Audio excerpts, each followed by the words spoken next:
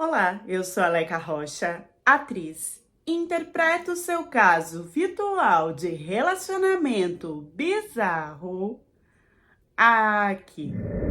Primeiramente, curtam esse vídeo, compartilhem. Quem puder hypar, faz. Quem não puder, não tem problema nenhum. Às vezes aparece, às vezes não aparece. E vamos pra história. Prontinho, meu amor. O seu pedido é uma ordem e chegou o seu momento. Erlane, idade 69, 70 anos, varejista. Quem acha que a vida da mulher mais velha não é ativa no tchaca-tchaca, tá muito enganado, né? Eu comecei a assistir algumas histórias aqui e percebi que a galera acha um absurdo. E eu venho aqui pra contar que não é só ativa, como também eu percebi que se eu cuidar mais de mim, ficar mais bonita, eu valorizava e facilitava os matches. Sempre era só 1 ou 2 encontros no máximo, mas eu não me sentia bem com a minha pele que estava muito flácida. E aí eu tentei vários tipos de exercícios até chegar na academia e virar assim a vovó marombeira. Eu causava quando eu já chegava para entrar, né? Porque todo mundo ficava olhando, que eu realmente tinha conseguido definir não só com exercício, mas com outras coisinhas também, né? Além da alimentação, deixar o corpo mais jovial. Eu me sentia muito jovem, eu me sentia praticamente uma pré-adolescente e tinha muita sede de querer viver os poucos anos que ainda me faltavam da vida. E a academia que eu escolhi, ela era cheia de africano, era nigeriano, angolano, todos usando pra lá e pra cá. Então, era aquele desfile de beleza de homem que a gente não sabe da onde que saiu, de tão grande, de cima para baixo. Eu não disfarçava, as meninas mais velhas, as meninas mais novas não disfarçavam, fiz amizade com todas elas, a gente conversava, uma ajudava a outra, marcava o mesmo horário para treinar. Eu tinha dificuldade de pegar alguns pesos, algumas coisas, então sempre tava ali aceitando a ajuda de todo mundo. E quando era de um desses bonitinhos, eles às vezes depois queria no escondido, sempre no privado, porque tinha vergonha, né? Era aquela coisa, eu era aquela mulher só pra dar uma saidinha. E quando eu estava no momento de curtir, eu aceitava, sim, por que não? Incrível que todos eles estavam nessa tal de coisa de relação aberta, né? Virou uma moda, uma febre. E eu também não tava nem aí, estava aberta, estava fechado, porque eu não ia incomodar a companheira de ninguém, eu só ia pegar um pouquinho ali emprestado e depois devolver. As minhas amigas falavam que eu tava assim, biruta, que era a fase e que ia passar. A minha fase não passou desde os 40 anos da fase da loba, mas elas diziam que ia passar. O Topo, e todo mundo chamava ele assim, e ele parecia mesmo, já não sei se todo mundo aqui vai saber, porque é um negócio muito antigo, né? O topodígio, já viram o topodígio? Era a cara, o tamanho, compacto igual o topodígio, só que passado, bem passado, né? Porque ele era pretinho. E ele, a primeira coisa que ele veio falar comigo era da minha idade, que eu aparentava ser muito mais nova. E ele falava isso como se a minha idade fosse algo ruim, que por eu não parecer ter aquela idade, então eu era muito bonita. E eu, naquele momento, recebi isso como um elogio. E muitas aqui, né, recebem, tipo, você parece ser mais nova, e todo mundo fica feliz. Como se ser mais velha fosse algo, fosse um problema. E aí, a partir daí, quando eu tinha algum problema, o Topo Dígio sempre tava do meu ladinho para pegar o pezinho, para segurar ali na cintura na hora de agachar. E esse envolvimento começou a ficar uma coisa mais caliente dentro da academia. Quando eu vi, ele sempre ia de calça branca, sem a roupa íntima. Ele podia ser compacto, mas o resto, mas a linguiça era o que se destacava, né? E aí você imagina, você tá lá no do agachamento e ele pra frente, segurando na cintura do agachamento. Imaginaram como é que era a coisa? Era por aí, viu? E todo mundo, né, no fuxiquinho. E eu nem aí, eu já tinha feito rap em um monte de menino da academia e eu achei que o Topo disso seria a mesma coisa. Depois disso, ele ia desaparecer. Ele combinou um café comigo e esse café foi o que desandou tudo. Porque primeiro, que eu deixei claro pra ele que eu era essas do relacionamento aberto. E aí ele fez uma cara séria, como se isso fosse errado, mas me contando que ele também tinha um relacionamento aberto, só que era um pouquinho diferente, porque a esposa dele estava em África e era um casamento de fachada que a mãe tinha arranjado para que ninguém da família tivesse separado os bens. Eu não entendi muito bem, parecia então que ela era alguma parente dele, que por isso ele nunca tinha encostado nela. Era só para os bens não se dividirem com outro homem que não fosse da família. E que pra eu ficar tranquila, porque além dele não ter filhos, o casamento iria se desfazer assim que a mãe dele morresse, como se... Na hora que ele falou isso, eu pensei assim, calma aí. Então, eu tenho que desejar ou esperar que a mãe dele vá para o céu, sabendo que ele pode ir para o céu antes da mãe, porque a gente não sabe quem vai primeiro, quem vai segundo. Mas isso ser um ponto de tipo alívio, como se a mãe dele já tivesse idade suficiente para logo fechar os olhos e está tudo bem para ele. Entendeu o nó que começou a me dar na cabeça? Eu não podia desejar isso e nem ficar feliz, mas ele falou como se... Parei aí, né? E esse encontro, já vou contar pra vocês, que era pra ser no café, mas também não foi. Voltei pra minha caça normal, que eu tinha lá o aplicativo, ficava arrastando todo mundo pra direita, e aí dava o match. E eu achei o topo nesse aplicativo. Eu achei que era muito coincidência. Eu não sabia dessa coisa que, você tá perto da pessoa e tá com o aplicativo ligado, então a localização, né, aí a pessoa vai aparecer. Eu não tinha esse entendimento todo. Apesar de ser marombeira, eu era uma senhora das antigas, atrasadas em muitas das coisas. Aliás, a minha visão já estava bem atrasada e eu não usava óculos porque eu não queria parecer feia. E a lente, eu tive um problema uma vez de inflamação no olho, então eu fiquei com trauma. Então eu preferia ficar assim, tentando enxergar tudo, do que realmente usar ali a lente de garrafa que eu precisava. Meu povo, esqueci de apresentar o topo devidamente para vocês, então estou mostrando aqui os meus gatinhos, intervalo dos gatinhos, e vamos pro nome desse moço aí. Topo, idade, 25, 29 anos, vocês vão entender por que da confusão da idade. Lavador de carro. Ao vivo, ele tinha me falado que tinha os seus 29, 30 anos. E no aplicativo, ele tava com 25. E eu já dei oi questionando ele por que disso. E ele disse que mentia, mas não falou se no que ele tinha me falado ao vivo ou se no aplicativo, para ter uma proteção de dados ali dentro do aplicativo, que as pessoas roubavam informações. O nome dele também no aplicativo era R. Errei, vou tentar de novo. Era R. Estrela asterisco ponto de interrogação WZ exclamação YH. Diferente de Topu, né? Ele trouxe uma cobrança maior pro aplicativo. Ele me mandava mensagens e se eu não respondesse ele em 1 hora, ele apagava a mensagem. Eu era uma pessoa muito curiosa. E aí eu fui olhando que ele tava apagando porque eu respondia depois. E aí eu questionei, eu falei, nossa, eu quero saber o que você tá me mandando, por que você tá apagando tanto? E ele disse que era porque eu não tava dando prioridade pra ele, então eu não merecia ler o que ele tinha me mandado.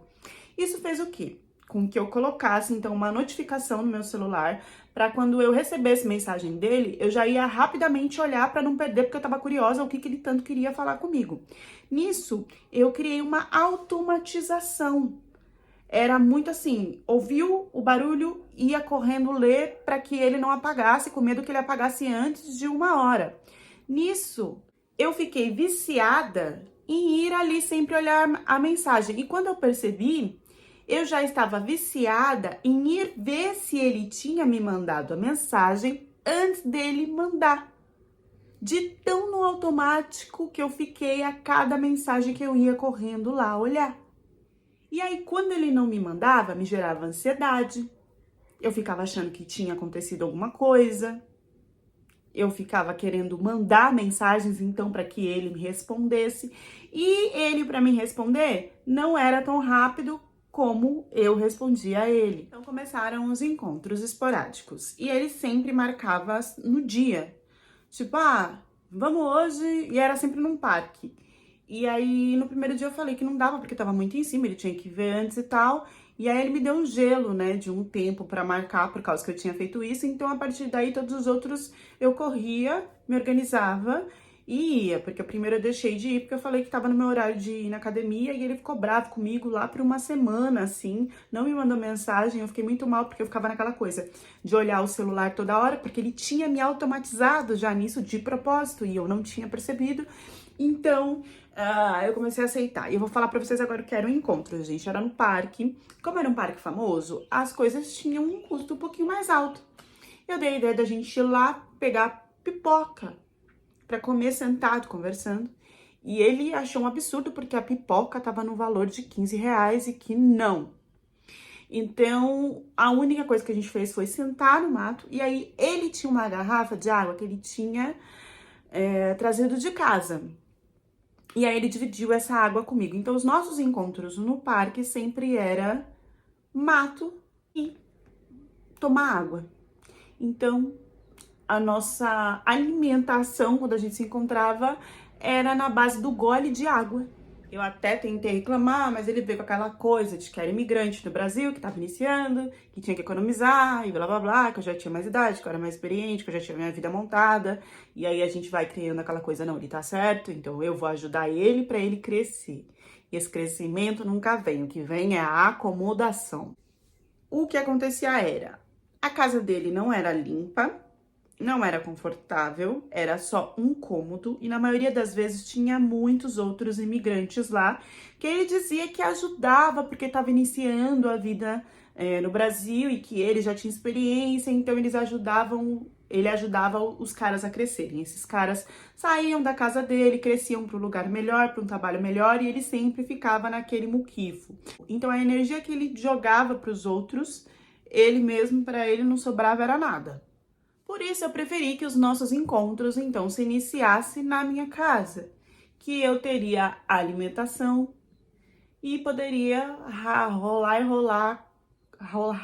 rolar com ele em tudo quanto era lugar. A minha casa ela começou a ficar marcada com pontos específicos da onde a gente se atracava de uma forma infinita e marcante que eu nunca tinha vivido antes na minha vida. E eu comecei a perceber que de um encontro, a coisa começou a ter uma continuidade que eu não tinha mais controle. E aí, né, depois que ele me sugou, né, me mostrando que ele era a melhor atracada, não só do meu ano, mas da minha vida, ele exigiu que eu não tivesse mais relação com ninguém, que essa coisa de relacionamento não era da cultura dele, que ele não queria saber disso, que era só nós dois, que senão ele não queria mais, que ele ia desaparecer. E aí aquela mulher toda vivida e aventureira, ela foi desaparecendo dentro do contato com esse homem. E aí começaram as exigências dentro da minha casa, sem que eu entendesse que eram exigências. Na verdade, fazia para satisfazer ele, porque na verdade eu estava tão conectada com ele que eu comecei a fazer como se fosse agrados. Por exemplo, o trabalho dele era lavar carros. E aí tinha momentos que ele dizia que tinha que ficar até mais tarde. Mas quem que viraria à noite lavando carro, sendo que um lava rápido eu acho que vai até no máximo a umas 5, 6 horas da tarde. E ele dizia que o lavar rápido era 24 horas. Mesmo assim, ele ganhava um dinheiro que não era suficiente nem para comprar a água. Tanto que, quando a gente se encontrava, era a garrafa de água que ele enchia na torneira da casa dele. E aí eu pensei se não seria melhor ele trabalhar comigo, porque ele teria um salário mais tranquilo e me ajudaria em um monte de coisa que eu não tinha confiança de deixar outras pessoas. E aí eu também teria um parceiro que seria mais companheiro, que não estaria sempre cansado, que não viraria a noite sem mim. Nisso, o que aconteceu? A gente casou de morar junto, entendeu? A gente não casou na documentação, porque ele tinha esse casamento lá em África que ele falava que logo ia se desfazer. O logo ia se desfazer, vocês lembram que era, na verdade, a mãe ir pro céu. E aí ele me veio com um pedido de que estava muito triste, muito mal, porque o irmão dele não conseguia vir para o Brasil. Se eu poderia ajudar isso com ele, e como eu estava pensando em abrir uma filial do que eu já fazia, o irmão dele seria um ponto assim, para os dois cuidarem, para eu não ter que deixar na mão de outras pessoas. E muita gente já achava que eu não tinha mais idade para estar trabalhando, para eu estar nessa coisa toda ativa, mas eu não tinha filhos, eu não queria que nada me parasse.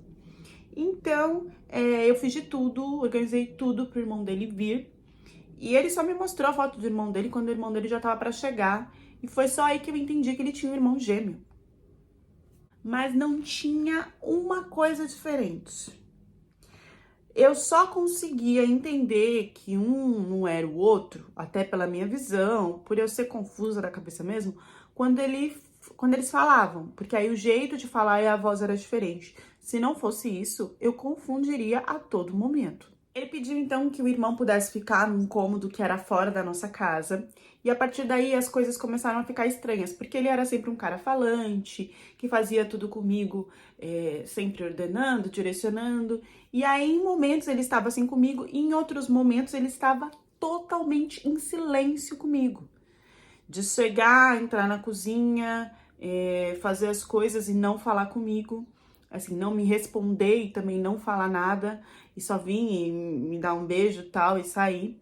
E nas outras vezes ele tava super falante. Os momentos de silêncio começaram a aumentar muito. Isso principalmente à noite. Ele demorava, ficava na cozinha, não ia dormir junto comigo na hora que eu ia. E depois, quando ele ia dormir, que a gente ia fazer amor e tudo tal, era tudo sem ele falar palavra nenhuma e de uma forma muito bruta. E o irmão dele estava muito saído. Ele virava noites e noites, não se concentrava no trabalho. Então, às vezes, ele saía de manhã, né, assim, 6, 5 horas da manhã, e ao invés de ir para a primeira sede nossa de trabalho, ele ia na do irmão que a gente estava abrindo para fazer o trabalho do irmão também. Porque o irmão estava virado, usando substâncias, porque o irmão estava cheio de mulher, porque o irmão desaparecia. E nisso o comportamento dele comigo também mudou, porque ele estava estressado, porque ele sabia que ele tinha me pedido pro irmão vir e o irmão estava dando trabalho para nós dois. E aí ele estava com vergonha, porque ele sempre foi muito dedicado ao trabalho, ele nunca deixou, ele nunca ficou em casa ou curtindo nas minhas custas, não. E aí agora chega a parte que fica confusa, porque o que eu vou fazer? Eu vou dar um spoiler, que é o quê? Eu vou contar para vocês o que realmente estava acontecendo e o que eu não percebi, eu juro. A Leca me indagou em várias questões para ter certeza de que eu não tinha percebido. E eu tô aqui falando de novo. Eu não entendi o que estava acontecendo e levou ao final trágico dessa história. O que aconteceu era o seguinte: eu só consegui entender que os dois eram diferentes quando eles falavam. E eu era, assim, desequilibrada com isso, não entendia mais de nada. Eu queria ser a jovem, tal, que trabalhava, que fazia tudo, mas eu já tinha a minha idade avançada. Então tinha coisas que eu já não assimilava mais como antes, e eu não queria aceitar isso. Isso foi um dos meus piores erros. Por quê? O que acontecia era que o irmão dele, o irmão gêmeo dele, várias vezes entrou no lugar dele, como se fosse ele, em situações comigo, e eu não percebi. Quando ele entrava na cozinha em silêncio, me abraçava, fazia tudo o que queria e não falava, era o irmão gêmeo dele. Quando ele ia dormir comigo à noite, que ele ia em silêncio, deitava, não falava nada. E às vezes a pegada era mais forte e diferente, como eu disse pra vocês, que ele mudou porque estava estressado e tal. Na verdade, era o irmão gêmeo dele. Quando eu falei que ele acordava de madrugada e que ia primeiro no trabalho do irmão para resolver, porque o irmão não estava resolvendo, na verdade, era o irmão dele que estava indo para o trabalho certo. E então, O que saía para usar substâncias, saía para ficar com várias mulheres, virava à noite, era o Topu. Ele revezava com o irmão para que ele pudesse fazer as coisas dele de solteiro e eu não percebesse. E por que que ele estava fazendo isso se era então só me pedir o divórcio? Era só sair da minha casa. Porque ele não queria isso. Ele não queria o divórcio, ele queria ser mantido e cuidado, tanto quanto o irmão, e os dois poderem aproveitar da forma que queriam. Mas a história fica muito mais bizarra e humilhante do que só traições. O que acontecia era que os meus bens, que eu guardava em vários bancos e tal, eles não poderiam ser transferidos de uma vez só, sem que eu não percebesse, mesmo que fosse pelo meu marido Topu. Tente frisar que ela colocou ele como dependente de várias coisas, além de um contrato de união estável. Então, muitas vezes ele deixava o irmão dele como se fosse ele, vivendo um momento comigo, enquanto ele estava cuidando pouco a pouco de transferir. Um dia 10 mil, outro dia 20, tem um limite de transferência, tem coisas que precisam ser feitas, tem informações que precisam ser pegadas. Aos poucos ele ia fazendo toda essa burocracia para conseguir retirar a maior quantidade de dinheiro que eu tinha nos bancos. E o irmão dele fingindo que era ele comigo para que eu não percebesse. Ah, mas chegou uma hora que o banco ligou? Não, porque ele não fazia isso, tipo, vou pegar 50 mil e vou... Não, o limite é 10 mil para transferir. Então, hoje ele transferia 10 mil. Daqui uma semana, ele iria transferir mais 10 mil. E se caso o banco ligasse, acontecesse alguma coisa, o irmão dele era muito alerta. Várias vezes pegou o meu celular, eu achei que ele estava com ciúmes de que eu estava conversando com alguém, ele só pegava em silêncio e não falava nada, e ficava lá olhando. E eu achando que ele estava com ciúmes, que ele estava quieto por causa disso. Eu ainda estava me achando desejada. E não, era para ver ali se tinha alguma mensagem, se ele percebeu que o banco que estava me ligando, se tinha que apagar alguma coisa. E isso não durou dias e semanas, isso durou meses. Porque além de estar pegando dinheiro meu, ele estava fazendo negociações, créditos, empréstimos, passando cheque. Ele estava mandando um dinheiro para a família dele. Ele estava organizando outras coisas em outros estados do Brasil, porque ele iria desaparecer se eu não descobrisse antes. O que aconteceu foi que, infelizmente, em um dia, o irmão dele estava comigo fingindo que era ele e se machucou. E no que ele se machucou, ele não aguentou de não falar, de não chorar, de não abrir a boca. E aí eu percebi a voz diferente e fiquei achando que eu tava doida. E aí ele teve que me responder mais coisas para que eu acreditasse, então, que ele era o Topu. Mas já não tinha como, porque quando ele falava, tudo mudava e ficava muito diferente. E eu, então, falei, então liga pro seu irmão, que eu quero falar com o seu irmão, porque aí eu ia saber que era a voz do Topu.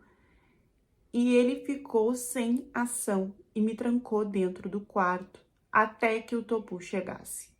Aí não teve mais como eles disfarçarem. Porque o Topu chegou e eu entendi que eu estava sendo enganada esse tempo todo.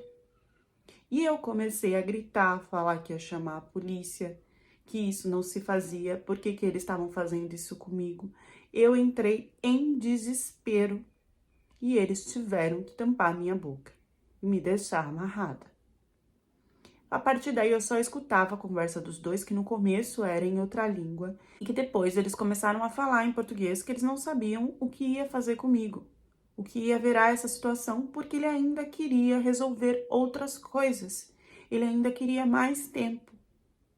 Nisso eles ainda resolveram, eles entendiam que tinha um poder de persuasão tão grande, a ponto de me soltar e de explicar que porque eu era uma mulher muito desejada, porque ele não sabia que o irmão estava fazendo isso enquanto ele não estava, sendo que várias vezes ele fingia ser o irmão dele e que ele estava muito decepcionado de eu não ter entendido que não era o toque dele, que não era ele comigo, mas que então o irmão dele estava perdidamente apaixonado por mim, assim como ele era, ele não sabia o que fazer com isso, porque ele amava muito meu irmão, porque ele amava muito o irmão dele e também me amava, e que talvez fosse melhor os dois ficarem comigo, que se eu aceitasse, ia ser muito difícil para ele, mas que no momento ele preferia isso do que colocar um para fora ou do que separar de um dos dois, porque os dois estavam dentro do coração dele. Eu percebi que se eu não aceitasse isso, eles iam fazer alguma coisa muito ruim comigo. Então eu resolvi falar que estava tudo bem, que eu ia aceitar, que eu era uma mulher de relacionamento aberto desde o começo, que foi ele que quis fechar toda essa situação. E eu resolvi então começar a levar a vida com os dois, como se estivesse tudo bem, até eu conseguir chegar na porta de casa e ver que eu podia sair, porque se eu pedisse ajuda e eles percebessem, eles iam fazer alguma coisa ruim comigo. Então eu tinha que tentar fugir em um momento que tivesse tudo propício, que não fosse dar nada errado de eles conseguirem me pegar. E isso era quase que impossível, porque o tempo todo os dois começaram a ficar comigo, a me rodear, não tinha como, não tinha celular, não tinha chave, não tinha mais nada.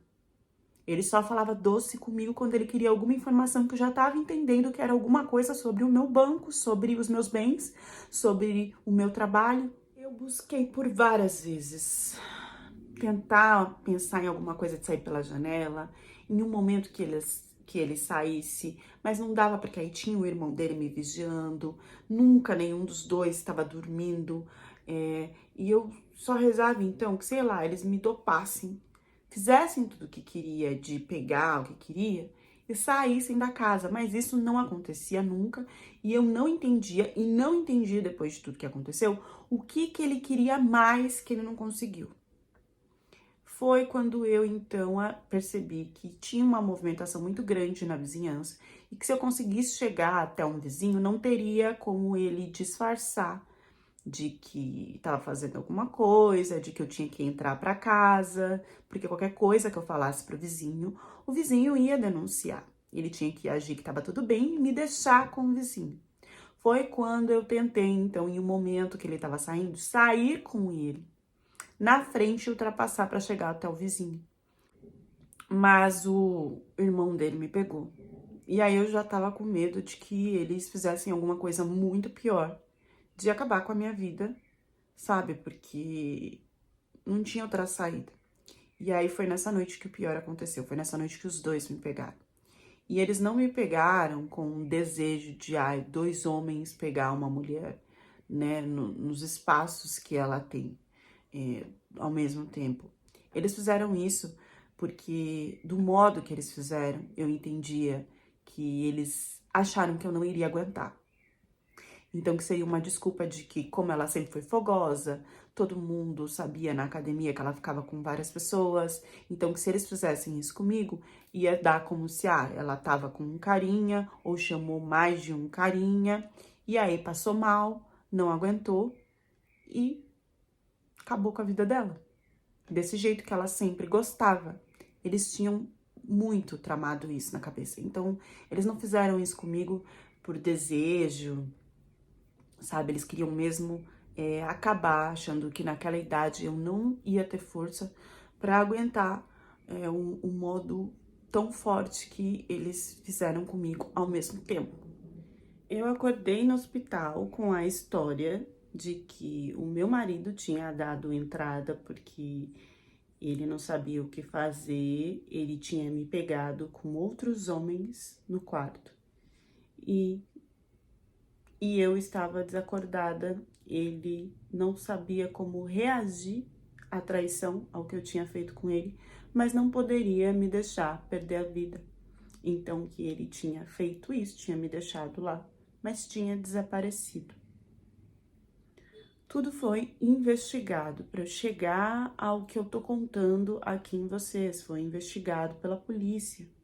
E depois começaram ameaças e coisas tão absurdas, aonde a polícia não encontrava ninguém, não se fazia nada, assim. se fazia o máximo, mas eu não tinha retorno e eu me sentia perseguida cada vez que mensagens ou homens apareciam também que se diziam da África, com mensagens e falando coisas, só passando e me empurrando, e eu, assim, sem nenhuma proteção, eu comecei a ficar com tanto medo que aconteceu, e ele tinha um segredo meu, que eu não quero abrir aqui, que começou a se passar de boca a boca nessas mensagens que eu recebia, ou então até em homens que se aproximavam de mim, que eu acabei retirando a queixa e falando que eu tinha ficado sim com outros homens para chegar no estado que eu cheguei.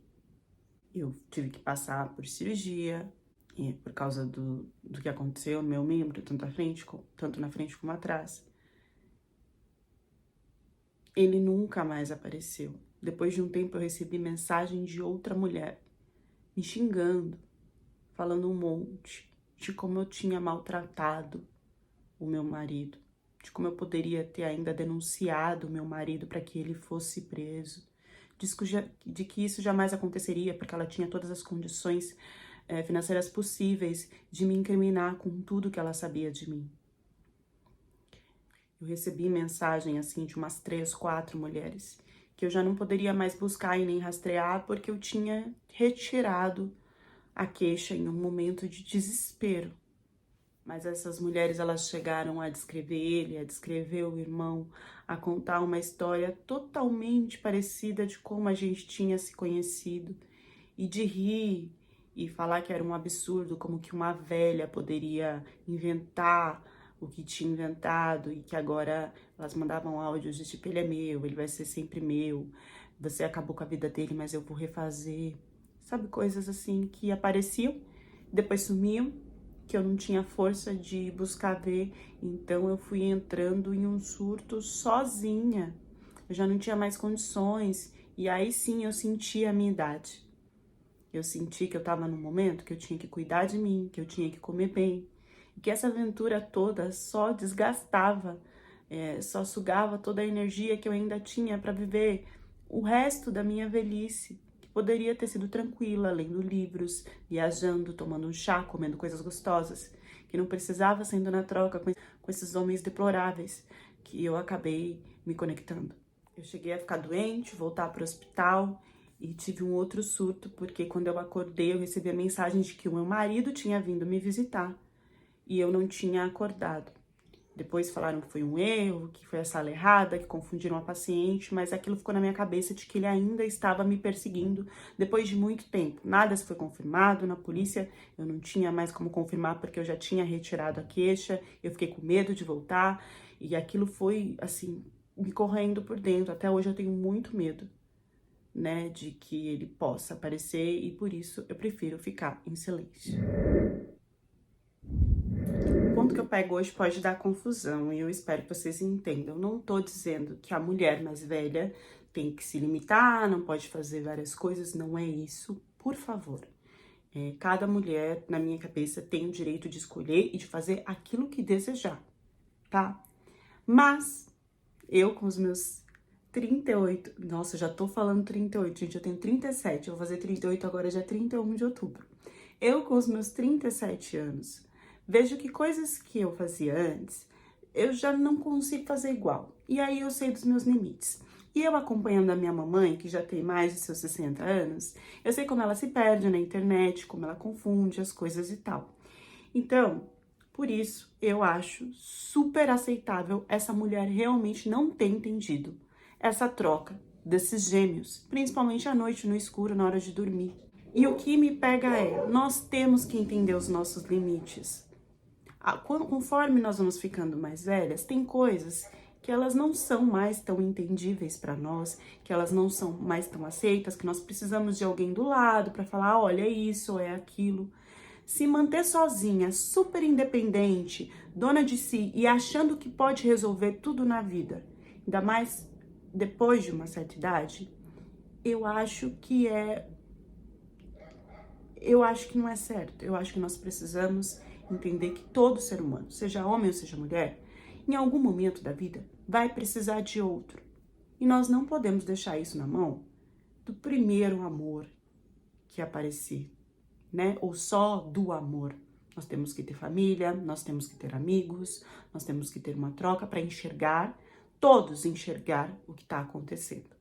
Deixem as reflexões de vocês nos comentários e até a próxima história do canal.